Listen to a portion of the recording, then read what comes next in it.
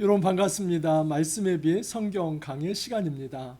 우리 주 하나님을 찬양합니다. 주의 영광과 주의 임재와 주의 다스림과 주의 통치와 주의 승리를 찬양합니다. 여러분, 우리가 이 땅을 살아가면서 웃을 일 많습니까? 사실 웃을 일 그렇게 많지 않습니다. 그런데 주님을 생각하면 마음이 기쁘고 또 위로가 되며 또 상처가 치유가 되고 새로운 소망으로 일어서게 됩니다. 우리가 삶에서 지치고 어렵고 어디에서 위로를 받지 못할지라도 우리 하나님 생각할 때에, 우리 주님을 찬양할 때에 내 안에서 새로운 샘솟는 힘이 생겨납니다. 여러분, 이것이 신앙의 힘이 아닐까요? 저 역시 그렇게 살아가고 있습니다. 우리 세상 살아가면서 정말 웃을 일들 그렇게 많지 않습니다. 그런데 우리 주님 생각할 때 다시 한번 용기를 내고 주 안에서 힘을 냅니다. 특별히 저는 이렇게 묵상 해설을 하면서 저희 교회 교우들과도 깊은 말씀의 연대가 있지만은 보이지 않는 곳에서 말씀을 사랑하는 이들과 이 말씀을 함께 나눈다는 것 자체가 너무나 제가 큰 위로가 되고 또 힘이 됩니다. 제가 이런 말씀을 전할 때에 과연 누가 들어줄까 때로는 생각할 때도 있습니다. 하지만 말씀을 깊이 생각하고 묵상하는 분들이 계실 때에 내가 살아있는 어떤 이유가 있구나, 나도 말씀 사역자로서 내가 존재할 이유가 있구나 하는 것들을 다시 한번 느껴봅니다. 우리가 하나님을 찬양할 때에 또 성도들과 깊은 어떤 영적 연대가 느껴질 때에 마음의 기쁨이 있고 주 안에서 평안이 있으며 우리 하나님 앞에서 정말 다시 한번 일어설 수 있는 용기와 소망을 얻게 됩니다. 여러분, 우리 하나님께서 승리하셨습니다. 마음껏 우리 주님을 찬양할 수 있기를 바랍니다. 오늘 말씀은 요한계시록 11장 14절에서 19절 말씀인데 이것은 7번째 나팔에 관한 말씀입니다. 자, 한번 읽어보겠습니다. 14절, 둘째 화는 지나갔으나 보라 셋째 화가 속히 이르는도다. 여러분, 이것은 8장 13절부터 좀 한번 살펴봐야만 합니다. 8장 1절부터 이제 13절까지 다뤘던 내용인데 7나팔 중에서도 네 번째 나팔을 이제 다 불면서 13절에 이런 말씀이 있었죠.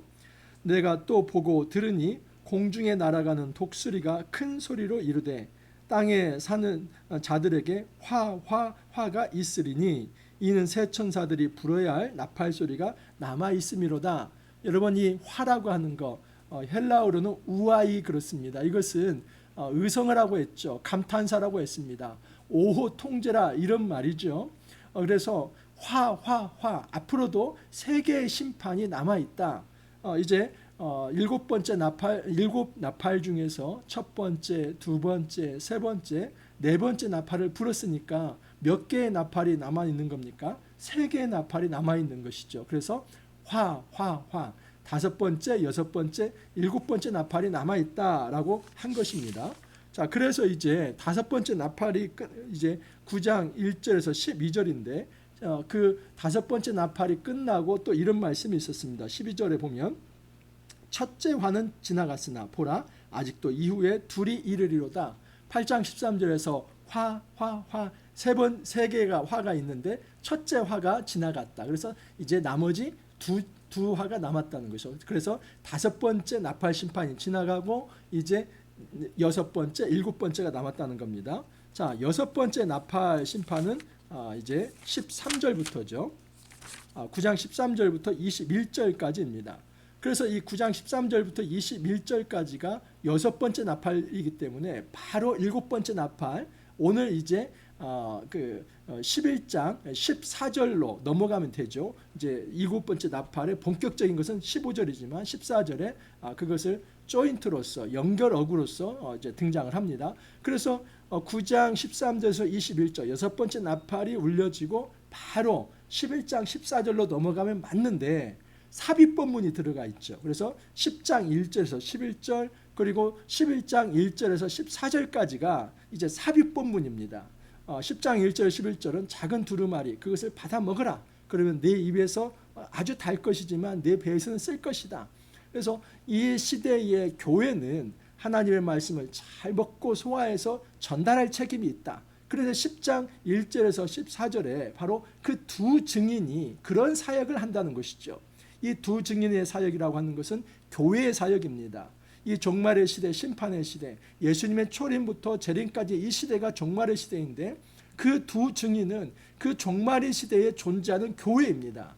교회가 감당해야 할 일은 복음을 전하는 것인데 특별히 하나님의 심판 메시지를 가감없이 전달하는 것입니다. 그래서 이 삽입 본문이 들어가 있고 그리고 이제 오늘 살펴볼 이제 11장 14절에 나오는 겁니다. 그래서 둘째 화는 지나갔으나 그러니까 이제 아까 9장이었죠. 9장 13절에서 21절 이게 여섯 번째 나팔인데 이 여섯 번째 나팔인 둘째 화가 지나갔으니까 마지막 이제 일곱 번째 나팔이 남아있다. 그걸 얘기하는 겁니다. 그래서 둘째 화는 지나갔으나 보라 셋째 화가 속히 이르는도다. 그래서 셋째 화가 11장 15절부터 19절 이게 일곱 번째 나팔 심판입니다. 자, 여러분 이제 일곱 번째 천사가 나팔을 불 때 심판이 또 쏟아지는데 여러분 여기에 나타난 15절에서 19절은 이걸 과연 심판이라고 말할 수 있을까 의아할 정도로 다른 부분과는 좀 하나의 어떤 패턴이 다른 모습으로 나옵니다.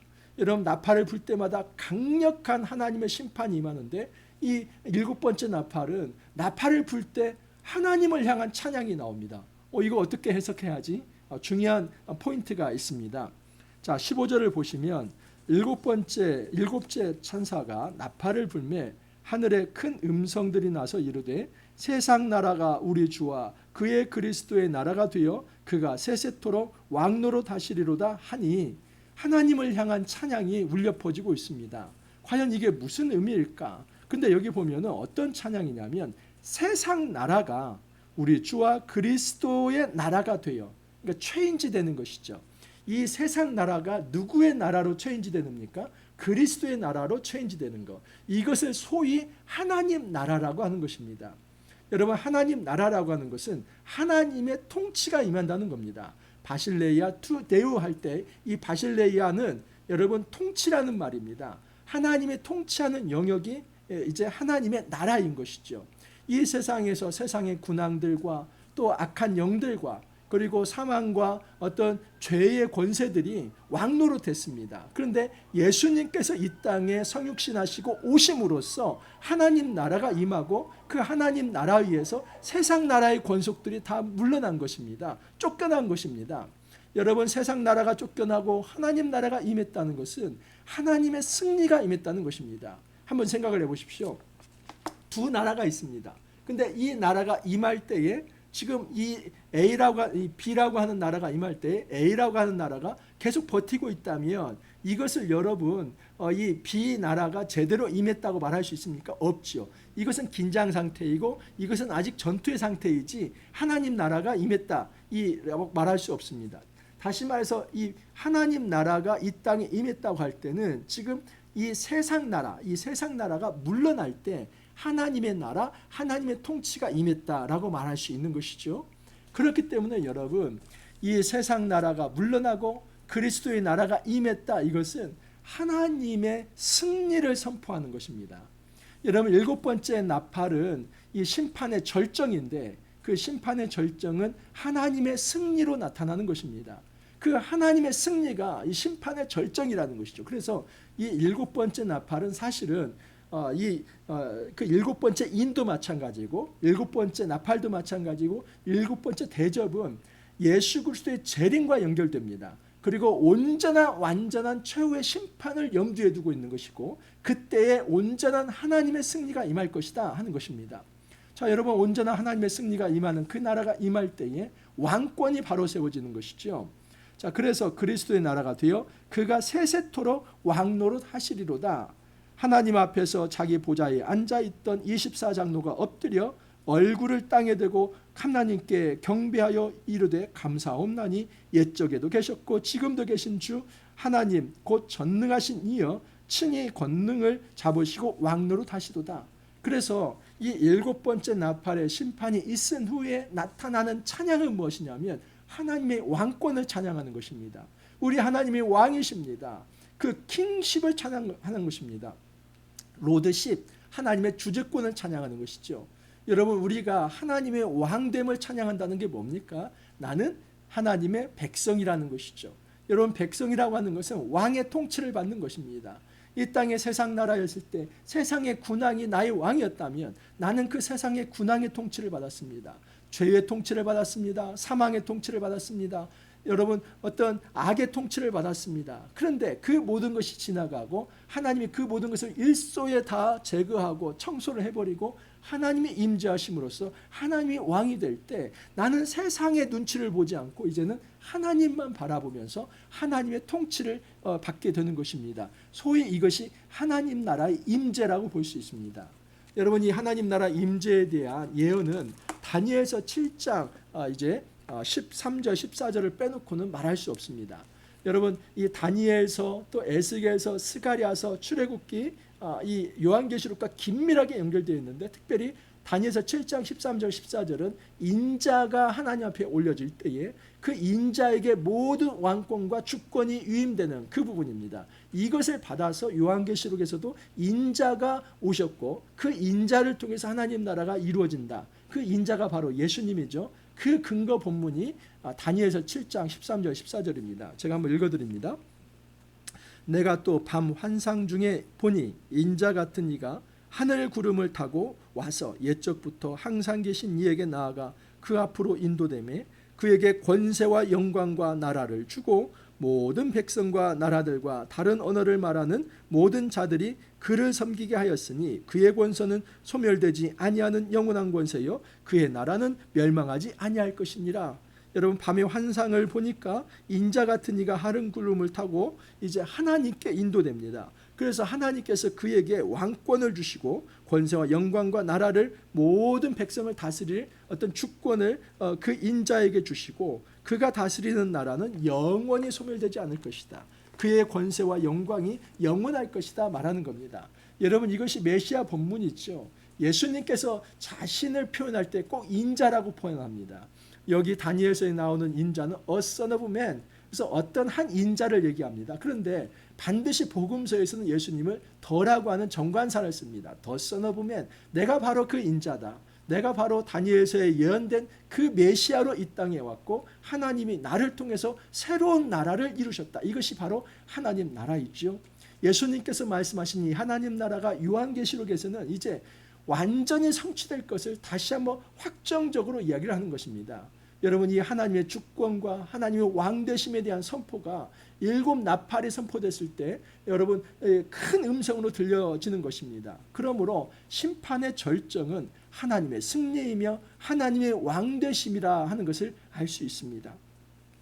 자, 18절을 보면 그 하나님이 왕 되실 때 어떤 일이 나타나는가 보십시오. 이방들이 분노하며 신의 주의 진노가 내려 죽은 자를 심판하시며. 이거 역시도 여러분 시편 2편을 인용한 것입니다. 시편 2편을 보시면 이런 말씀이 있습니다. 어찌하여 이방 나라들이 분노하며 민족들이 헛된 일을 꾸미는가. 세상에 군왕들이 나서며 관원들이 서로 꾀하여 여호와의 그의 기름 부음 받은 자를 대적하며 우리가 그들의 맨 것을 끊고 그의 결박을 벗어버리자 하는도다. 시편 2편에 나타나 보면 이방 나라들이 분노한다고 합니다. 그래서 그 이방 나라들이 이 그리스도 이 메시아의 임재에 대해서 대적하고 또 저항한다는 것이죠. 이 시편 2장 1절 말씀을 그대로 가져와서 이제 요한계시록 11장 18절에서 이렇게 말씀하는 겁니다. 이방 나라들이 분노하는데 그 이방 나라들이 분노하는 그것에 대해서 주의 진노가 내려 죽은 자를 심판하신다. 그러니까 이방 나라의 분노에 대해서 하나님께서 코웃음을 치면서 오히려 그들에게 심판을 내리신다는 것이죠. 여러분, 여기 이방인들은 하나님과 기름 부음 받은 자를 대적하는 자들입니다. 오늘날도 역시 하나님 나라 복음이 전파될 때에 그 복음을 거부하며 믿지 아니하는 불신자들을 의미합니다. 그 이방 나라들이 자기 분에 못 이겨서 분노를 일으킵니다. 하나님의 나라가 임할 때에 그것을 받아들이는 것이 아니라 이제 자기의 나라들이 이제 쫓겨나는 것을 통해서 자기의 기득권과 이권들이 다 이제 소멸되는 것을 때문에 분노하며 화를 냅니다. 근데 거기에 대해서 하나님이 코웃음을 칩니다. 너희들이 분노하면 어떨 것이냐? 너희들이 분노한다는 게 무슨 의미가 있냐? 너희들이 죄를 그렇게 지었고 너희들의 심판의 대상인데 분노하는 게 말이나 되냐? 그러면서 하나님께서 이 정의로운 심판을 선언을 하는 것입니다. 주의 진노가 내려 죽은 자를 심판하신다. 여기 여러분 죽은 자라고 하는 것은 믿지 않고 죽은 자를 의미합니다. 이 믿지 않고 죽은 이 불신자를 의미합니다. 성경에 보면 이 죽은 자들의 영혼이라는 표현이 있습니다. 이것은 믿고 죽은 신자들을 의미합니다. 그래서 죽은 자들의 영혼이라고 할 때는 믿음을 가지고 죽은 어떤 신자들을 의미하지만 그냥 죽은 자라고 표현할 때는 이 요한계시록에서는 믿지 않고 죽은 불신자들입니다.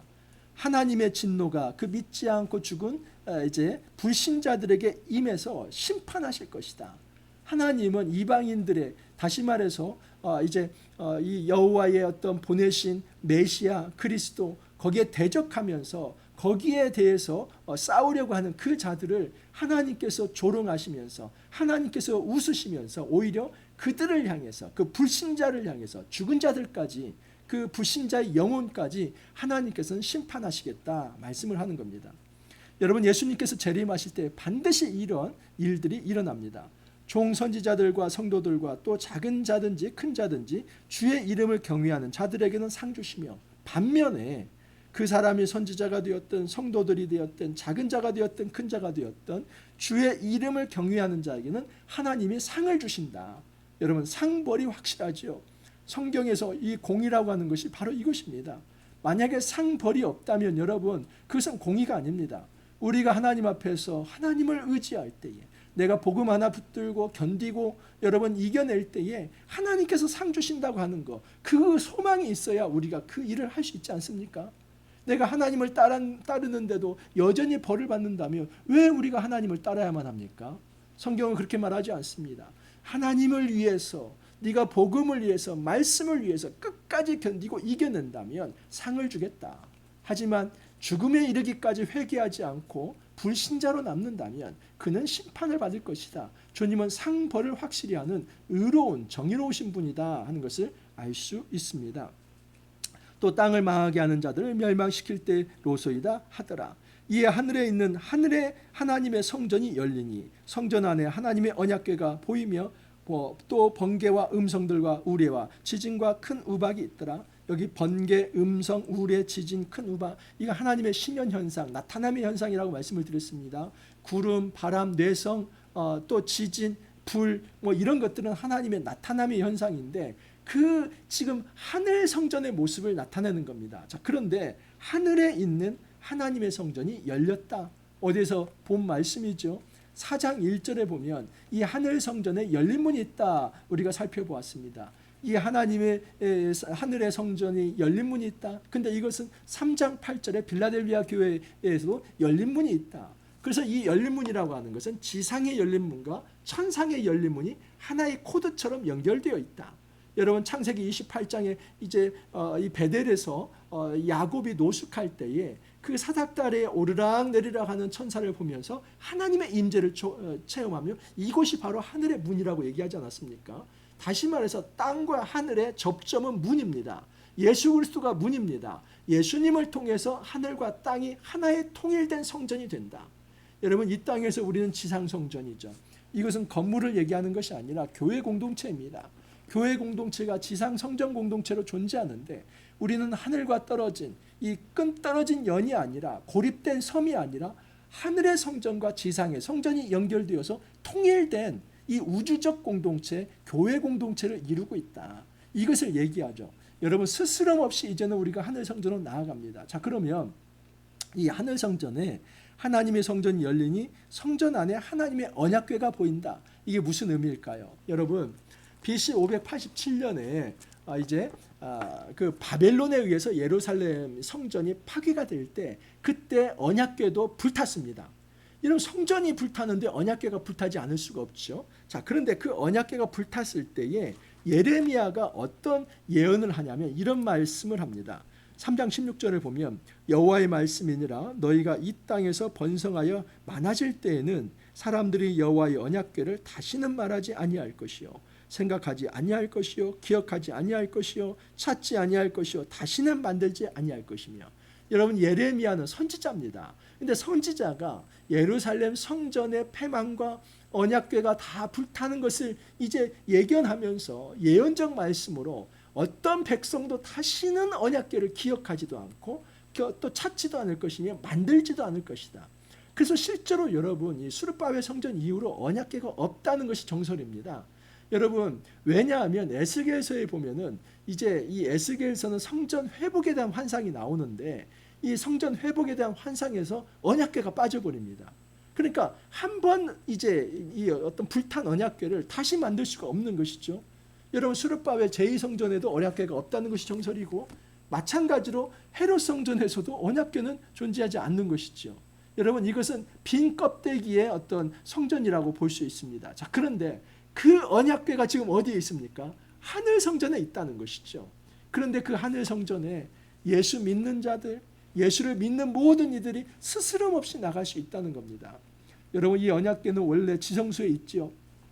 구약에 보면 누구만 나갈 수 있습니까? 대제사장만 들어갈 수 있습니다. 대제사장이 7월 10일 욤키푸르로 가는 이제 대속죄일에 단 한 번 이제 대제사장만 이제 모든 핏부림의 어떤 제사를 지내고 그렇게 정결하게 거룩하게 해서 들어가는 곳이 지성소입니다. 그런데 지금 요한계시록과 히브리서에서는 뭐냐면 누구나 예수를 믿으면 새롭고 산 길이 열렸다. 누구나 하늘 성소로 나아갈 수 있다.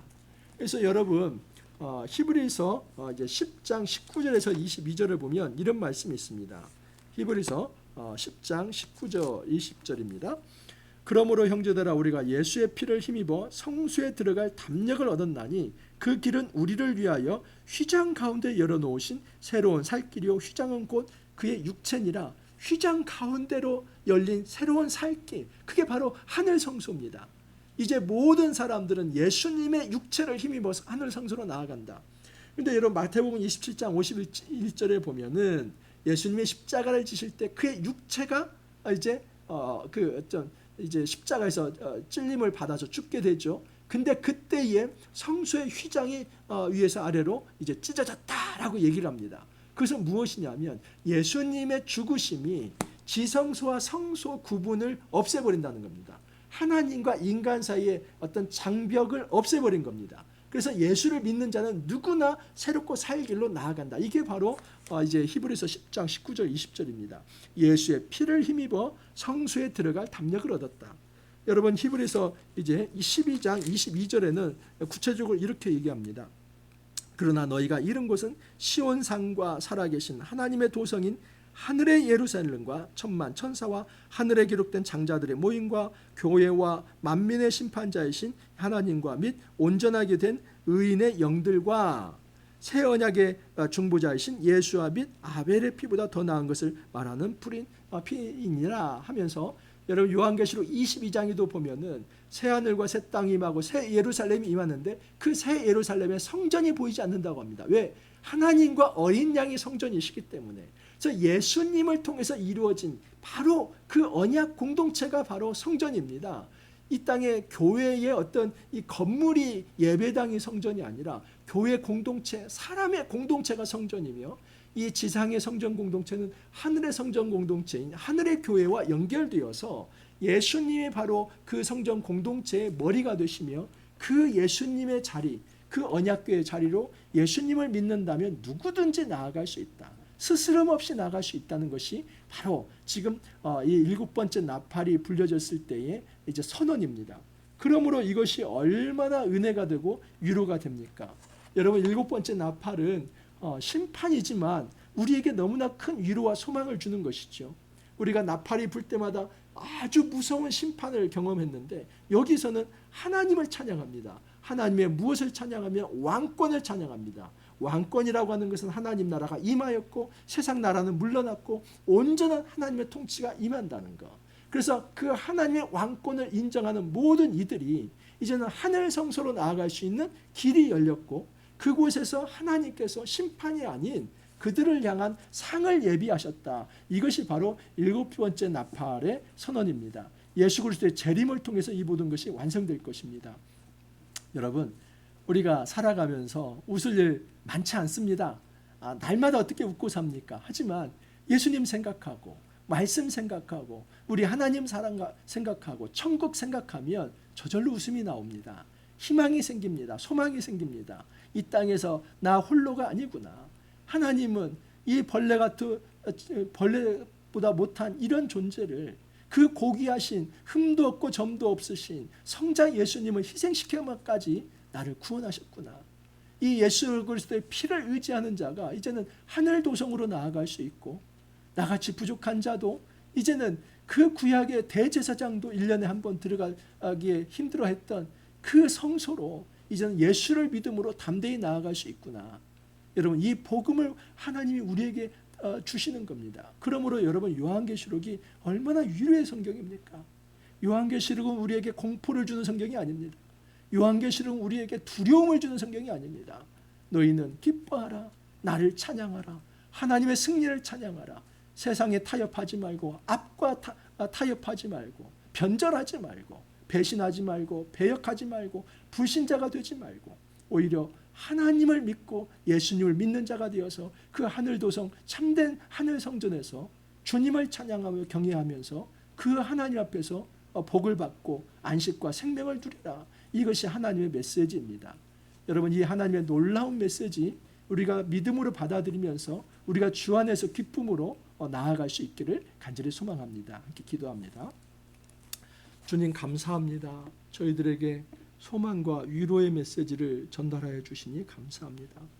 요한계시록 이 심판의 엄미한 말씀 중에 이처럼 햇빛처럼 빛나는, 햇살처럼 빛나는 이 한 줄기의 소망의 메시지를 저희들에게 허락하여 주시니 감사합니다. 주님의 임재를 통하여서 완전한 하나님 나라가 이루어지고 세상 나라는 물러날 것이며, 예수 그리스도를 믿는 모든 이들에게 진정한 구원의 선물, 상을 허락하여 줄 것이며, 그들에게 진정한 생명과 안식과 평화를 선물하실 것이다 약속하여 주셨습니다. 우리가 이 약속 믿고 주 앞에 나아갑니다. 우리가 세상 것 의지하지 아니하고 오직 주님만 바라보며 나아갑니다. 주를 통하여서 참된 하늘의 성소를 바라볼 수 있게 해주시고, 그곳에서 주님과 거하면서 참된 안식을 누릴 수 있도록 은혜 더하여 주옵소서. 주님 감사하고 예수님 이름으로 기도하옵나이다. 아멘. 여러분, 주 안에서 힘내시기를 바랍니다. 사실 좀 어렵고 힘든 일이 구라고 한다면 웃을 일이 한 1 정도 되지요. 그래서 열에 9번 힘들지만 한 번 정도 웃고 사는 게 이 세상 아닙니까? 하지만 우리가 예수님 생각할 때, 하나님 생각할 때 다시 소망을 낼 수 있습니다. 우리가 주님 안에서 소망을 내고 힘차게 다시 전진해 나갈 수 있기를 바랍니다. 오늘 하루도 여러분 화이팅 하시고 또 내일 찾아뵙도록 하겠습니다. 감사합니다.